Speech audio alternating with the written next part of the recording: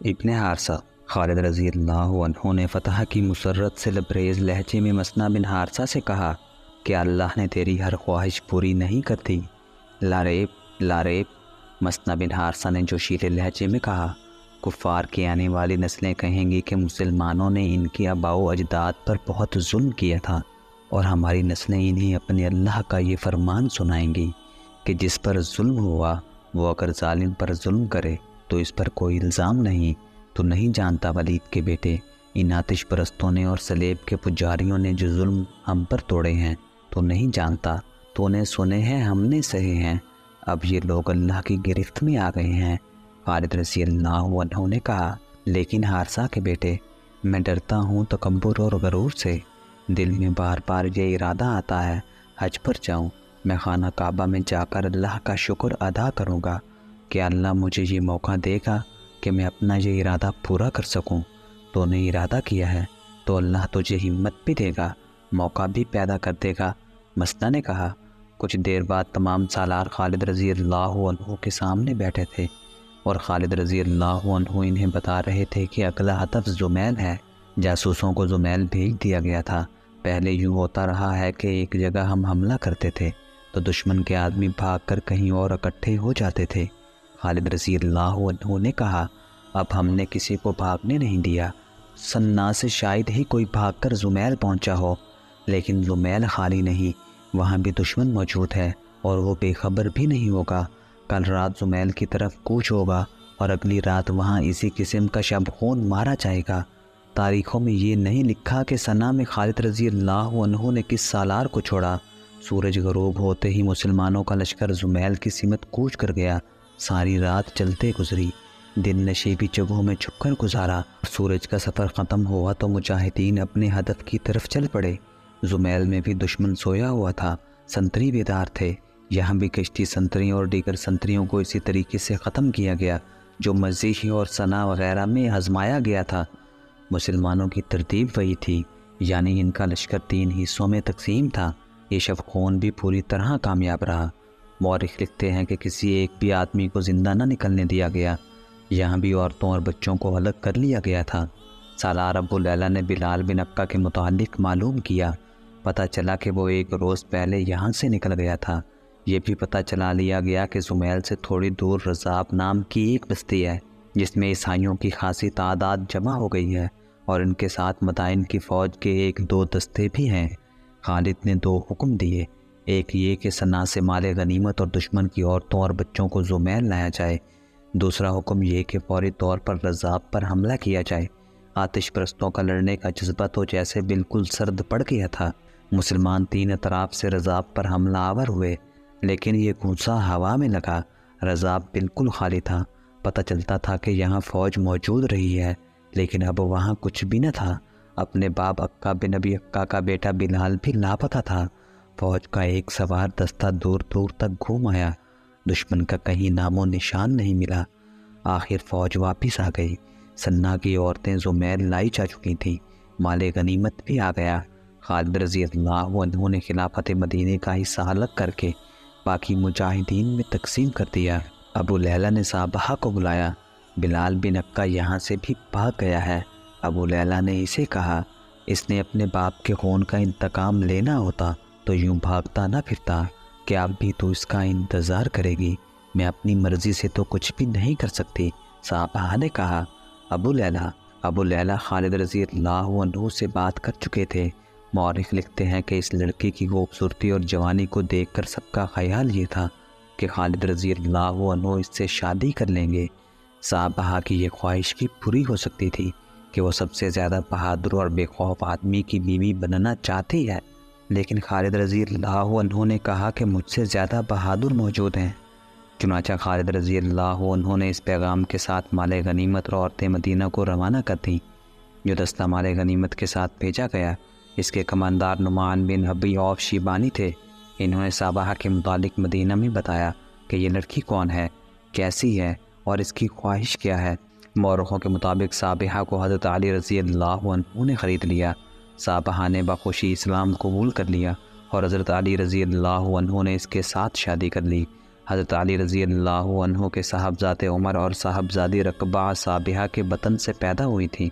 مدائن میں کسریٰ کے محل پہلے کی طرح کھڑے تھے، ان کی در و دیوار پر خراش تک نہ آئی تھی۔ ان کا حسن ابھی جوان تھا، لیکن ان پر ایسا تاثر طاری ہو گیا تھا جیسے یہ کھنڈر ہوں۔ ایران کی اب کوئی رقاصہ نظر نہیں آتی تھی، رقص و نغمہ کی محفلیں اب سوگوار تھیں۔ یہ وہی محل تھا جہاں سے انسانوں کی موت کے پروانے جاری ہوا کرتے تھے۔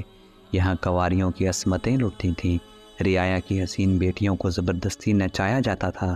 عرب کے جو مسلمان عراق میں آباد ہو گئے تھے، انہیں فارس کے شہنشاہوں نے بھیڑ بکریاں بنا دیا تھا۔ عراق فارس کی سلطنت میں شامل تھا۔ مسلمانوں کو آتش پرستوں نے دجلہ اور فرات کے سنگم کے دلدلی علاقے میں رہنے پر مجبور کر دیا تھا۔ ان کی فصل، ان کے خون پسینے کی کمائی اور ان کے مال و اموال پر ان کا کوئی حق نہ تھا۔ حد یہ کہ مسلمانوں کی بیٹیوں، بہنوں اور بیویوں پر بھی ان کا حق نہیں رہا تھا۔ کسریٰ کا کوئی حاکم کسی بھی مسلمان خاتون کو جب چاہتا زبردستی اپنے ساتھ لے جاتا تھا۔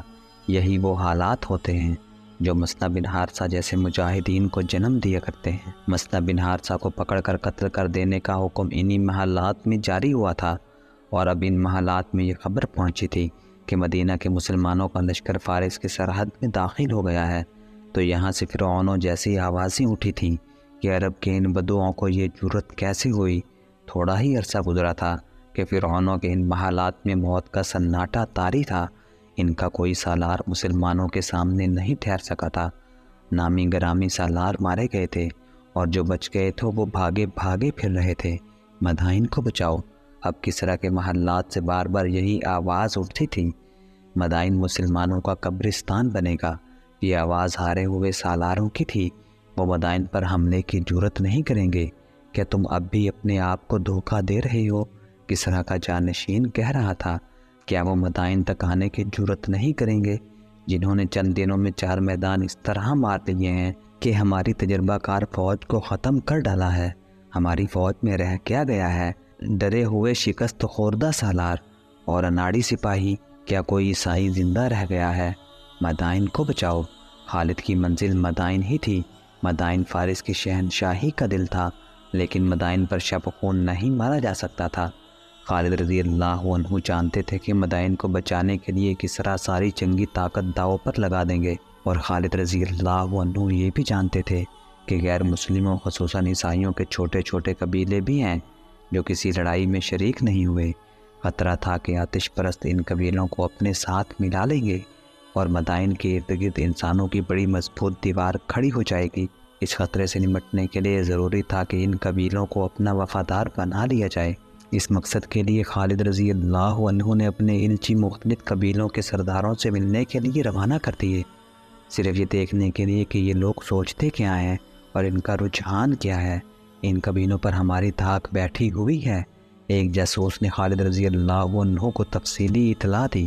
وہ اپنی عورتوں اور اموال کی وجہ سے پریشان ہیں، انہیں کسریٰ پر بھروسہ نہیں رہا، اور وہ نوشیروان عادل کے دور کو یاد کرتے ہیں۔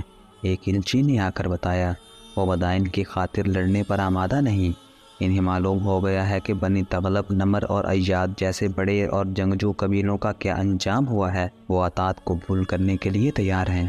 ایک اور الچی نے بتایا بشرطے کہ ان کے ساتھ انصاف کیا جائے اور محصولات کے لیے انہیں مفلس اور کنگال نہ کر دیا جائے۔ خدا کی قسم، وہ مانگیں گے ہم انہیں دیں گے۔ خالد نے کہا، کیا انہیں کسی نے بتایا نہیں کہ ہم زمین پر قبضہ کرنے اور یہاں کے انسانوں کو غلام بنانے نہیں آئے؟ بلاؤ، ان سب کے سرداروں کو بلاؤ۔